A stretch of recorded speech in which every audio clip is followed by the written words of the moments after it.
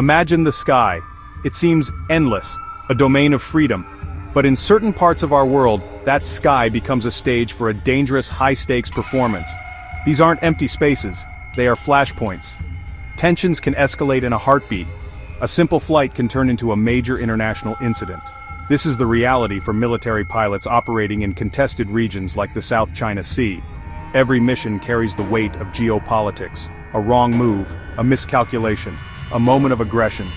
Any of these could spark a conflict with devastating consequences for us all. It's a silent, high-altitude chess game, with lives and global stability hanging in the balance. These incidents are more than military jargon or distant headlines. They are real moments of human drama miles above the ocean. For the crew, the roar of rotors is constant, but the sudden appearance of a foreign military asset changes everything. The air thickens with tension, professional training takes over, adrenaline, focus, understanding what's at stake. What happens in these critical minutes can send ripples across the globe. Diplomatic relations, trade, the delicate balance of power. Understanding these encounters is crucial to grasping fragile global peace. The day began like any other for the crew of the U.S. Navy MH-60R Seahawk helicopter. The date was October 29, 2023, a day that would end up being anything but ordinary. The helicopter was operating from the deck of the USS Rafael Peralta, an Arleigh Burke-class guided missile destroyer. Their location, the South China Sea, vast, economically vital, and hotly contested.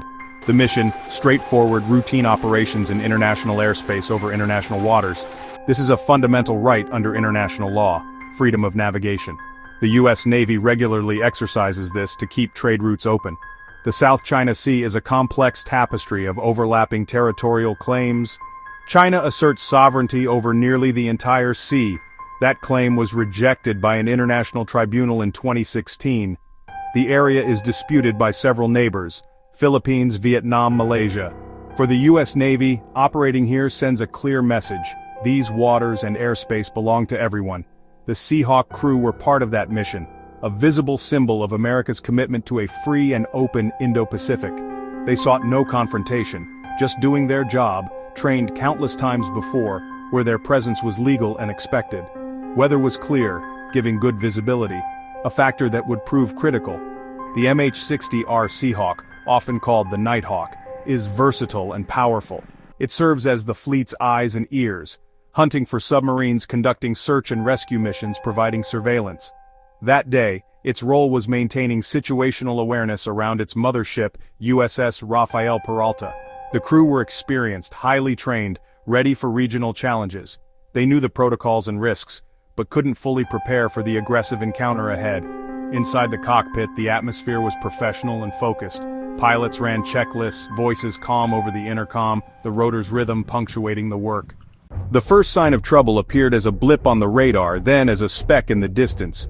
It was a Chinese J-11 fighter jet, a powerful twin-engine aircraft based on a Russian design. Initially, its presence was not necessarily alarming.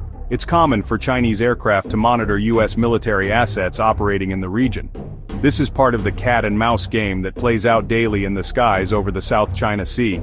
Typically, these interactions are conducted from a safe and professional distance. Observe each other, make their presence known, move on. But this time was different. The Chinese pilot had a more aggressive plan in mind. The J-11 began to close the distance on an intercept vector. Lieutenant Commander Michael Grizz Patterson watched as the fighter jet grew larger in his field of vision. The jet was much faster than his Seahawk, its intentions becoming clearer. The Chinese pilot wasn't just observing, they were deliberately closing in to challenge the American helicopter. This was a significant escalation, a direct, unambiguous act of intimidation to force the helicopter off course. The J-11 initiated the first dangerous maneuver. Instead of safe separation, the jet swooped in, crossing in front of the helicopter at an unnervingly close distance. Pentagon video later confirmed the fighter closed to within 30 feet. To put that in perspective, a Seahawk helicopter is about 65 feet long. The fighter's wings and engines passed so close the helicopter crew felt turbulence, the jet's wake rocking their aircraft. It violated standard aviation safety protocols. A routine flight turned into a high-risk confrontation. The encounter was now intensely personal. At a distance of just 30 feet, the American crew could see the details of the Chinese J-11 fighter jet with startling clarity. They could see the red star insignia on its tail, They could see the pilot in the cockpit, a human being making a decision to fly his multi-million-dollar war machine with reckless abandon. This proximity removed any sense of abstraction, no longer a blip on a radar screen but a tangible, immediate threat. The roar of the jet's engines momentarily overwhelmed the familiar sound of their own rotors, a visceral reminder of the power and danger they now faced. Lieutenant Commander Patterson and his crew were now in a reactive position, forced to deal with the unsafe actions of the other pilot. The J-11 didn't just make one pass, it kept maneuvering aggressively around the much slower, less agile helicopter. The jet circled the Seahawk, showing superior speed and aerial bravado. Each pass was a calculated risk, designed to unsettle the American crew. The US pilots had to maintain steady control, anticipating the jet's moves while being buffeted by powerful vortices of air, wake turbulence, left in the fighter's path. This was not just a safety violation, it was a psychological game, designed to intimidate, to create fear and uncertainty, and to provoke a reaction. Would the American crew panic? Would they make a sudden move that could be misinterpreted as hostile? Or would they be forced to abandon their position, conceding the space to the aggressor? The stakes were incredibly high. A moment of lost control or misjudgment could have led to the helicopter's rotor blades striking the fighter, or the reverse, a disastrous collision over the open ocean. In a later statement, U.S. Indo-Pacific Command called the maneuver coercive and risky. An official commented, "The PRC pilot's actions were inconsistent with international air safety standards, flying in an unsafe and unprofessional manner." This kind of language from the Pentagon is not used lightly.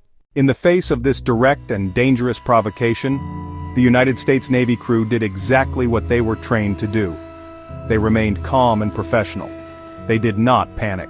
They made no sudden or reactive maneuvers. Lieutenant Commander Patterson held the Seahawk steady, maintaining course and altitude, even while buffeted by the jet's wake. His focus was on the safety of his crew and his aircraft. He knew escalation could lead to a catastrophic outcome, so the priority was de-escalation and survival. The crew worked as a team, their training kicked in. They communicated clearly over internal comms, each member fulfilled their role. One crew member documented the incident, others gathered video evidence, others gathered photographic evidence. Some scanned the surrounding airspace for threats, while the pilots kept flying the aircraft. This disciplined response shows rigorous, realistic training. They made no hostile gestures, they did not attempt to engage the J-11. They stayed on their planned flight path, refusing to be intimidated or forced out of international airspace. That passive defiance sent a powerful message. The US would not yield its rights under international law, and the Chinese pilot was denied a confrontation. This harrowing helicopter encounter was not an isolated incident, far from it. US officials have stated that it is part of a much larger and increasingly worrying pattern of aggressive behavior by the People's Liberation Army, or PLA. The Pentagon has documented a sharp increase in what it calls coercive and risky intercepts by Chinese aircraft and ships against US and allied forces operating legally in the Indo-Pacific region. These are not random acts by rogue pilots. They are seen by Washington as a deliberate and centralized campaign to assert China's territorial claims and to push the United States out of the region. According to data released by the Department of Defense, there have been more than 180 such incidents since the fall of 2021. That's more than in the entire preceding decade. This trend points to a strategic shift in Beijing's approach. China appears to be using its military as a tool of statecraft, employing intimidation tactics just below the threshold of armed conflict to achieve its political goals. In the aftermath of the incident, the evidence collected by the Seahawk crew became a critical tool for diplomacy and public information. The Pentagon took the deliberate step of declassifying and releasing the video of the encounter. This move was designed to achieve two things. First, to show the world, with undeniable proof, the unprofessional and unsafe nature of the Chinese pilot's actions. Second, it was a way to publicly call out Beijing and hold it accountable on the world stage. By making the footage public, Washington was saying, "This is not a matter of he said, she said. Here is the evidence, this is what your military is doing." For the crew of the Seahawk, the immediate aftermath was a safe return to the deck of the USS Rafael Peralta. The tension of the encounter likely gave way to a mix of relief and focused activity as they began debriefing. Every detail was meticulously recorded and sent up the chain of command. The video evidence became the centerpiece of the official report. It provided an irrefutable account of the J-11's reckless maneuvers. While physically safe, the psychological impact of the near miss lingered. They'd come face to face with the sharp end of US-China competition. The incident did not deter the US Navy's mission. The USS Rafael Peralta stayed on station. Its helicopters continued operations in the South China Sea. This is a crucial point. Had they withdrawn, it would have signaled success for Beijing's intimidation. By staying, the US sent a clear message of resolve. So what can we learn from this tense standoff in the sky over the South China Sea? The most important lesson is that the rivalry between the United States and China is not an abstract concept. It is real. It is happening now. It carries with it the constant risk of conflict. This incident is a powerful case study in gray zone tactics.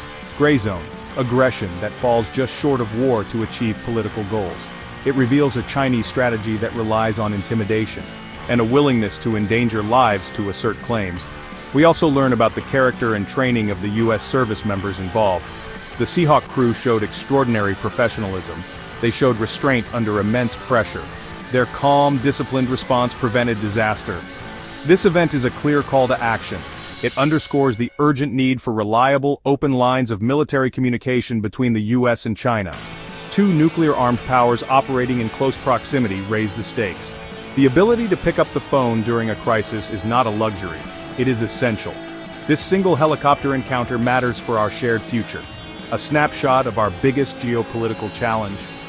The world's stability depends on how the US and China manage their relationship. The chosen path will determine peace and security for generations to come.